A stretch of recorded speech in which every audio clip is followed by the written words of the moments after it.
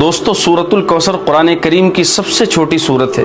اس کے بہت سے فائدے اور فضائل ہیں، لیکن 5 فائدے اس سورت کے میں آپ کو بتاؤں گا جو ہم سب کی ضرورت ہے. جو شخص دن میں یا رات میں 10 مرتبہ سورۃ الکوثر پڑھنے کا معمول بنائے، ہمیشہ پڑھتا رہے، اس کو 5 فائدے حاصل ہوں گے. نمبر 1، گناہوں کی عادت چھوٹ جائے گی اور اللہ تعالیٰ گناہوں کو معاف فرما دیں گے.